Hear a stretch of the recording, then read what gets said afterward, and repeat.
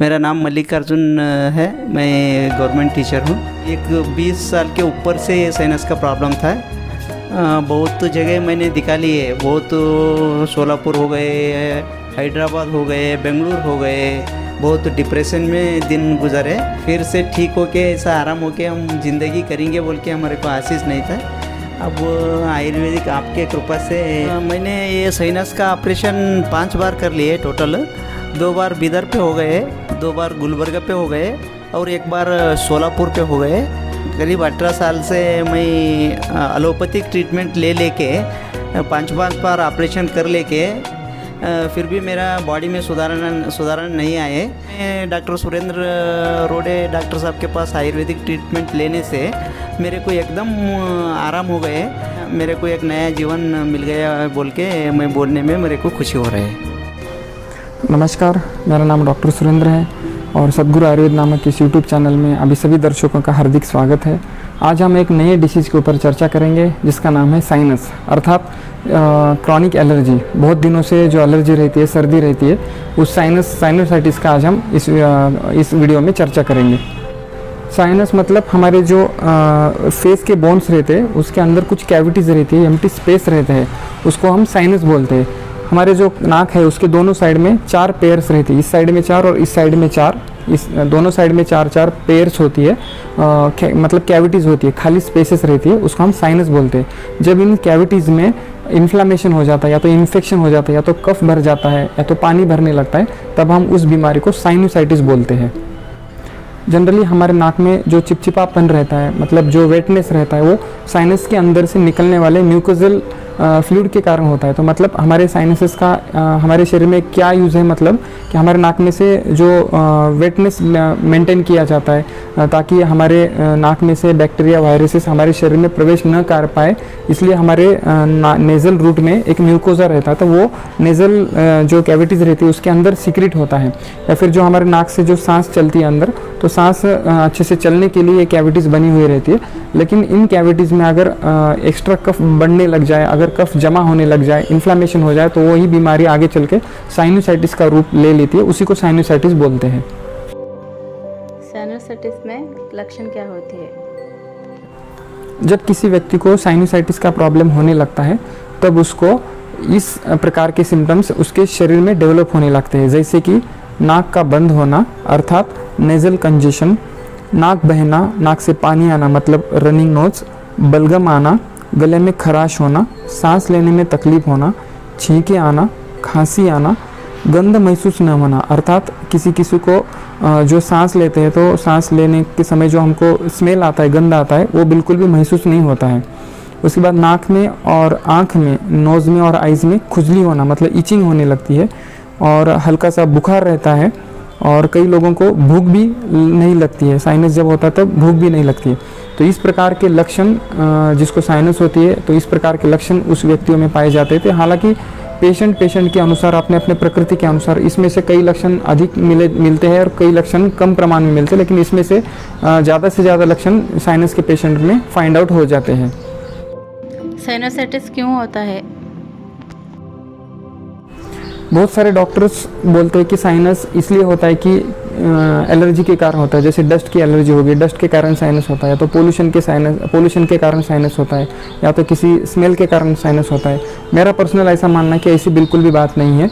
मैंने कई ऐसे पेशेंट देखे कि जो हमारे पास आते हैं जिनको डस्ट की एलर्जी रहती है, कोई बोलते हैं हमको किसी स्मेल की एलर्जी है और कोई बोलते हैं हमको पोल्यूशन की एलर्जी है। तो ऐसे पेशेंट को जब हम ट्रीटमेंट देते हैं, तो जब वो साइनस से पूरी तरीके से ठीक होते, तो वही पेशेंट जब धूल में जाता है, पोल्यूशन में जाता है, तब उसको किसी प्रकार का कोई लक्षण नहीं दिखाई देता है। कभी उसको छींक नहीं आती है या फिर एलर्जी कंडीशन डेवलप नहीं होती। इसका मतलब क्या है कि किसी को भी पोल्यूशन के वजह से या तो स्मेल के वजह से या फिर धूल की वजह से कभी भी साइनोसाइटिस नहीं होता है, कभी भी एलर्जी कंडीशन डेवलप नहीं होते, बल्कि उसकी अपनी इम्यूनिटी सिस्टम जब कमज़ोर होती है तब बाहर के सभी फैक्टर्स उसके शरीर पे एक्ट होते हैं और उसको ये सिम्टम्स डेवलप होने लगते हैं। इसका मतलब क्या है कि जब हमारी इम्यूनिटी सिस्टम कमज़ोर होती है, रोग प्रतिकारक शक्ति कमज़ोर होती है, तब हमको धूल भी इफेक्ट करेगी, पोल्यूशन भी इफेक्ट करेगा या फिर स्मेल भी इफेक्ट करेगा। तो टोटली साइनस होने का मुख्य कारण है हमारी रोग प्रतिकारक शक्ति की कमी। दूसरा एक कारण है कि हम ये जो एरिया है, जो फेशियल एरिया है, एक इसमें कफ कफ की प्रधानता रहती है। आयुर्वेद के अनुसार शरीर के ऊपरी भाग में कफ होने की ज़्यादा संभावना रहती है। तो कफ जिसके शरीर में अधिक मात्रा में हो जाता है, मतलब कफ का प्रकोप जिसके शरीर में होता है, उसको भी साइनस होने का चांस होता है। और फिर ऐसे व्यक्ति जो कफ के पदार्थ ज़्यादा सेवन करते हैं उनको भी साइनस होने का ज़्यादा से ज़्यादा चांस रहता है। कफ के पदार्थ जैसे कि दूध, दही, चावल, फल, स्वीट आइटम्स, अत्यंबुपान अर्थात ज़रूरत से ज़्यादा पानी पीना, इस प्रकार के कफवर्धक आहार जो लोग नित्य सेवन करते रहते हैं, हमेशा सेवन करते रहते हैं, उनको ज़्यादा से ज़्यादा साइनस होने की मैक्सिमम संभावना होती है। और एक कारण मैंने पर्सनली देखा है कि ऐसे व्यक्ति जो खाते समय अधिक मात्रा में जो पानी पीते हैं, मतलब खाते समय हम बोलते हैं कि एक ही गिलास पानी पीना चाहिए, 300 से 400 ml पानी पीना चाहिए, लेकिन कुछ लोग ज़रूरत से ज़्यादा अगर खाते समय पानी पीते हैं तो वो पानी खाने में जाके मिक्स होता है और जो हमारा एसिड रहता है वो ज़्यादा डाइल्यूट हो जाता है। हमारे खाने के जो डाइजेशन प्रोसेस चलता है उस समय में पानी की अधिक मात्रा होने के कारण शरीर में ज़्यादा पानी स्टोरेज होने लगता है, तो वही पानी फिर नाक से बहने लगता है। इसलिए खाते समय जो लोग पानी ज़्यादा पीते हैं तो खाने के बाद जो लोग ज़्यादा पानी पीते हैं उनको भी साइनोसाइटिस होने का मैक्सिमम संभावना रहता है। अतः खाते समय पानी मर्यादित मात्रा में पीना चाहिए। साइनस में क्या इलाज किया जाता है? यह साइनस दो भागों में हम विभाजित कर सकते हैं, एक्यूट साइनोसाइटिस और क्रॉनिक साइनोसाइटिस। एक्यूट साइनोसाइटिस मतलब जो हमको 4-5 दिनों से हुआ है उसको एक्यूट साइनोसाइटिस बोलते हैं, और जब 1 महीने से ज़्यादा यह साइनस हो जाता है तब उसको हम क्रॉनिक साइनोसाइटिस बोलते हैं। जनरली जो एक्यूट साइनोसाइटिस होता है, मतलब जो 4-5 दिनों से हुआ है, उसको कोई चिकित्सा करने की ज़रूरत नहीं, वो अपने आप ही ठीक हो जाता है कुछ सामान्य परहेज करने से, जैसे गर्म पानी का पीना, पानी कम मात्रा में पीना, स्टीम लेना, या फिर किसी कोई एंटी एलर्जिक कोई ड्रॉप्स है एंटी डिकंजेस्टेंट, तो वैसे ड्रॉप इन्हेलेशन के द्वारा यह साइनोसाइटिस कम हो जाता है। और कफ बढ़ाने वाली चीज़ें ना खाएं, तो इससे जो एक्यूट साइनोसाइटिस होता है जो 2-4 दिनों से हुआ है वो ऐसे ही बिना दवाई का ठीक हो जाता है सामान्य परहेज से। लेकिन जो क्रॉनिक साइनोसाइटिस होता है उसको ट्रीटमेंट की ज़रूरत पड़ती है, तो आप जब डॉक्टर के पास जाएंगे तब आपको डॉक्टर एंटीबायोटिक या फिर एंटी एलर्जिक ऐसे डिकंजेस्टेंट ऐसे मेडिसिन देंगे। लेकिन कई बार देखा जाता है कि ये मेडिसिन लेने के बावजूद भी साइनोसाइटिस का जो प्रॉब्लम है वो सॉल्व नहीं होता है, तो बार बार ये लक्षण डेवलप होते, कुछ दिन तक कम होते, उसके बाद फिर से साइनोसाइटिस होने लगता है, या फिर महीनों महीनों तक ये लक्षण बरकरार रहते। तो ऐसे कंडीशंस में डॉक्टर जो है पेशेंट को ऑपरेशन करने की सलाह देते हैं। साइनसाइटिस पेशेंट ऑपरेशन कर सकते हैं क्या? नहीं, बिल्कुल भी नहीं। साइनोसाइटिस प्रॉब्लम के लिए ऑपरेशन करना यह उपाय बिल्कुल भी सही नहीं है। ऑपरेशन करने की बिल्कुल भी ज़रूरत नहीं है। क्यों ज़रूरत नहीं है? क्योंकि साइनोसाइटिस होने का मुख्य कारण है हमारा डाइजेशन खराब होना या फिर हमारा पाचन तंत्र बिगड़ जाना। जब हमारे डाइजेशन होने के बाद कफ की मात्रा ज़्यादा बनने लगती है तब वही कफ की मात्रा हमको नाक के रास्ते से बाहर आने लगती है, तो हमको उसके लक्षण दिखते हैं। तो कफ जो हमारे शरीर में बनता है वो कभी भी नाक में नहीं बनता है या तो लंग्स में नहीं बनता है। कफ जो बनता है हमारे स्टमक में अर्थात पेट में बनता है। पेट में बनने के बाद हमारा जो कफ है लंग्स में स्टोरेज होता है या फिर जो साइनस की जो कैविटीज है उसके अंदर स्टोर होने लगता है। तो ऑपरेशन में क्या करते हैं, जो कफ जमा हुआ है या फिर जो ब्लॉक हुआ है साइनोसाइटिस मतलब में साइनोसाइटिस में जो हमारी नेजल कैविटीज है उसके अंदर जो ब्लॉक हुआ है वो ब्लॉक निकाला जाता है, या फिर जो कफ जमा हुआ है वो कफ निकाला जाता है। बस इतना ही ऑपरेशन में ट्रीटमेंट किया जाता है। लेकिन जो हमारा रूट कॉज है मतलब जहाँ पे कफ बन रहा है उसके ऊपर बिल्कुल भी ध्यान नहीं दिया जाता है। यही कारण है कि ऑपरेशन करने के बाद भी कई लोगों को साइनोसाइटिस का जो तकलीफ है फिर से रिपीट होने लगता है, बार बार यह शिकायत बार बार होने लगती है। इसलिए साइनस के पेशेंट को कभी भी ऑपरेशन नहीं करना चाहिए। ऐसे पेशेंट को चाहिए कि किसी अच्छे आयुर्वेदिक वैद्य के पास जाए और अपना आयुर्वेदिक ट्रीटमेंट ले और अपने जो साइनस की तकलीफ है उसको कम करें। आयुर्वेदिक ट्रीटमेंट से साइनस ठीक हो सकते हैं क्या?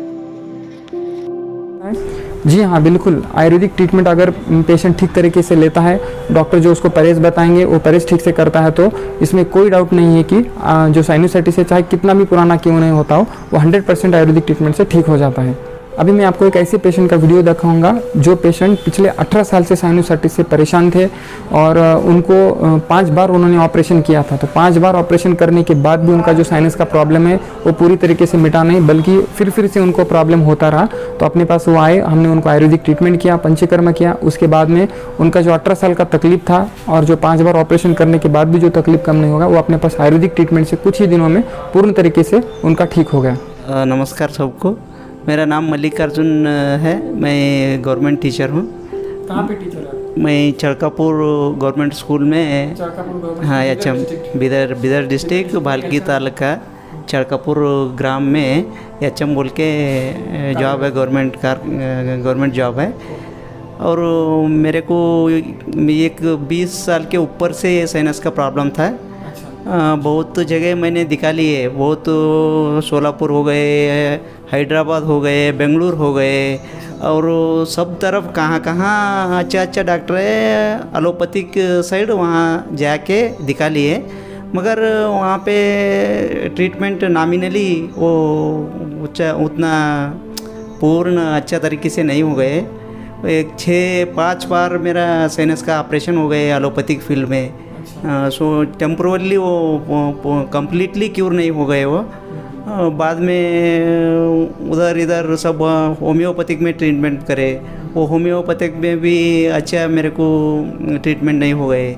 इसलिए ज़िंदगी के आस खो के मैंने लास्ट एक बार ट्राई करके आयुर्वेदिक में ट्रीटमेंट लेंगे बोल के डॉक्टर सुरेंद्र रोड़े सर के पास आ गए। बाद में उन्होंने प्रयत्न करके आयुर्वेदिक ट्रीटमेंट से मेरे को एक 80-90% डिसीज़ अब रिमूव कर दी है। अभी एक 5-10% बचे भाई, बहुत पहले तरीके से तंदुरुस्त हो गया हूँ। और ये दिक्कतें बहुत आदमी को परेशान करते हैं। क्या क्या तकलीफ होता था साइनस में, आपको क्या क्या तकलीफ होता था? साइनस में मेरे को तकलीफ़ बोले तो नींद नहीं होता था रात में, 4 घंटा नींद होता था, और खाने में बहुत परेश था। खाने में कुछ भी थोड़ा भी ठंडी का चीज़ बॉडी में गए बोले तो मेरे को तकलीफ़ बहुत होता था। 12 महीने गर्म पानी पीते थे, 12 महीने स्वेटर डाल के रहते थे। हाँ, 15 ईयर से मैं गर्म पानी से पीता हूँ, any time and every time. हाँ, दिन में कभी भी प्यास लगे बोले तो मैं उस गर्म पानी से पीता हूँ। 15 साल गर्म पानी पिया? 15 साल गर्म पानी पिया सर। हाँ, फिर भी साइनस नहीं कम हो गए। फिर परेशानी झेल के सरों ने मेरे को। और क्या तकलीफ होता था? सिर में भारीपन लगता था? सिर में भारीपन लगता था सर। हाँ, होता था सर। सिर वजन होता था। लाइफ में वर्क डिस्टर्ब होते थे? वर्क डिस्टर्ब हो गए?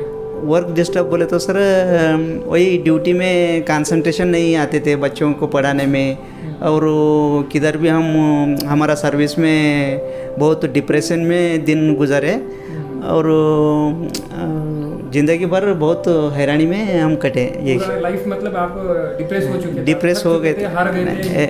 रीबैक होते बोल के हमारे को आशीष नहीं था। हाँ, फिर से ठीक होके ऐसा आराम होके हम जिंदगी करेंगे बोल के हमारे को आशीष नहीं था। टोटल 5 बार बिदर में ऑपरेशन किए, 2 बार गुलबर्गा में ऑपरेशन किया और 1 बार सोलापुर में ऑपरेशन किया। ऐसे 5 बार ऑपरेशन हो गए साइनस। 5 बार ऑपरेशन हो गए, फिर भी कहाँ का वहाँ डिसीज़ था। मेरे को कितना भी इम्प्रूवमेंटेशन नहीं था। उधर का उधर आके अंदर कफ बढ़ के नाक बंद होके कफ बाहर नहीं निकलता था सर। अंदर ही जाम होके बैठ के सिर में वजन होके सब बॉडी में सब बॉडी कंट्रोल में नहीं थे। अब थोड़ा मैं एकदम लेवल आ गया हूँ, वो सर उनके कृपा है। करीब 18 साल से मैं एलोपैथिक ट्रीटमेंट लेके 5 बार ऑपरेशन कर लेके फिर भी मेरा बॉडी में सुधारण नहीं आए। इसलिए बाद में सुरेंद्र रोड़े के पास ट्रीटमेंट लेके मैं अब तंदुरुस्त दिख रहा हूँ, आराम हो गया हो मेरे को। आयुर्वेदिक ट्रीटमेंट में बहुत उपयोगी है बोल के मेरा इरादा है। आप साइनस के पेशेंट को क्या आप सलाह देना चाहेंगे? कौन भी साइनस पेशेंट रहे तो वो मेरा इरादा है एलोपैथिक से बेटर देन आयुर्वेदिक में है उसका। आप आयुर्वेदिक ट्रीटमेंट लेके। आपने इसका कितनी बार ऑपरेशन करवाया और कहाँ पे ऑपरेशन करवाया? मैंने ये साइनस का ऑपरेशन 5 बार कर लिए टोटल। 2 बार बिदर पे हो गए, 2 बार गुलबर्गा पे हो गए, और 1 बार सोलापुर पे हो गए। ये 5 बार ऑपरेशन कर लेके और एलोपैथिक ट्रीटमेंट, एलोपैथिक मेडिसिन खा के भी मेरे को बहुत दिन से 18 साल से ये ट्रीटमेंट नहीं हो गए। मैं डॉक्टर सुरेंद्र रोड़े डॉक्टर साहब के पास आयुर्वेदिक ट्रीटमेंट लेने से मेरे को एकदम आराम हो गए। 80-90% मैं अब आराम हो गया हूँ। मेरे को एक नया जीवन मिल गया बोल के मैं बोलने में मेरे को खुशी हो रहा है। बहुत बहुत धन्यवाद सर का, जो यहाँ पे आए हमारे दर्शकों को अपना अनुभव शेयर किए। तो साइनस से बहुत सारे लोग तकलीफ़ झेलते रहते हैं। साइनस में नाक से पानी बहना, छींके आना, या फिर किसी को नाक ब्लॉक होना, सिर भारीपन लगना, डिप्रेशन, टेंशन, चिड़चिड़ापन होना, नींद कम होना, ये सभी सिम्टम्स साइनस के पेशेंट को काफ़ी दिन तक रहते हैं। तो कई बार अलग अलग चिकित्सा शास्त्रों में दवाइयाँ ले के थक चुके हैं पेशेंट। ऐसे व्यक्तियों के लिए, ऐसे रुग्णों के लिए आयुर्वेद में एक आशा की किरण होती है। तो उसमें अगर वो लोग ठीक से आयुर्वेदिक औषधियों पे विश्वास रखे, आयुर्वेदिक चिकित्सकों के ऊपर विश्वास रखे, आयुर्वेदिक ट्रीटमेंट लेते हैं, तो सालों साल पुराने उनकी बीमारियां कुछ ही महीनों में, कुछ ही सालों में कम हो सकती है। इनको सर को भी 18 साल से साइनस का तकलीफ था, बहुत दवाई ले के थक चुके, तो अपने पास ये आए। तो अपने पास आके इनको हमने दवाइयाँ दी आयुर्वेदिक, उसके साथ में पंचकर्म करवाया। पंचकर्मा में वमन, विरेचन, बस्ती, ये सब चिकित्साएं उनको हमने करवाई। उसके साथ हमने उनको लाइफस्टाइल चेंज करने के लिए सजेस्ट किया, खाने पीने का परहेज़ बताया। तो सभी कंबाइनली इन सभी चीज़ों से उनको इतना फ़ायदा हो गया कि अब उनको ऐसा फील हो रहा है कि मुझे एक नया जीवन मिल गया है। नहीं तो पहले अपने जीवन से बहुत डिप्रेस हो चुके थे, इनके जीवन में कुछ भी मतलब शेष नहीं रह चुका है, ऐसा उनको फील हो रहा था। तो इतना सारा फ़ायदा आयुर्वेदिक ट्रीटमेंट से हो सकता है। तो आयुर्वेदिक ट्रीटमेंट साइनस के लिए बहुत ही एक बेहतर एक उपाय और एक बहुत ही बेहतर एक ऑप्शन साबित हो सकती है, अगर आप ठीक से आयुर्वेदिक चिकित्सक के पास जाके ट्रीटमेंट लेते हैं। तो आज की वीडियो में बस इतना ही। इसके बाद हम और एक वीडियो बनाएंगे, उसमें साइनस पेशेंट्स के लिए क्या क्या खाना चाहिए, क्या क्या नहीं खाना चाहिए, और क्या क्या अपने दिनचर्या में परिवर्तन करना चाहिए, वो अगले वीडियो में बताया जाएगा। इसके साथ में आयुर्वेदिक ट्रीटमेंट कितने दिन का होता है और क्या क्या ट्रीटमेंट आयुर्वेदिक में किया जाता है साइनस के पेशेंट्स में, वो भी हम अगले वीडियो में हम देखेंगे। तो आने वाले इस वीडियो का लिंक प्राप्त करने के लिए हमारे यूट्यूब चैनल को आप सब्सक्राइब कर सकते हैं। अगर आपके रिलेटिव्स में, फ्रेंड सर्कल में किसी को साइनस की तकलीफ है, तो उनको उस बीमारी से मुक्ति प्राप्त करने के लिए वीडियो के लिंक उनको शेयर करें और अपने नज़दीकी आयुर्वेदिक चिकित्सालय में उनको जाने के लिए प्रेरित करें। और अगर वो वहाँ पे जाके आयुर्वेदिक चिकित्सा लेते हैं तो उनको उस बीमारी से मुक्ति मिल सकती है। नमस्कार।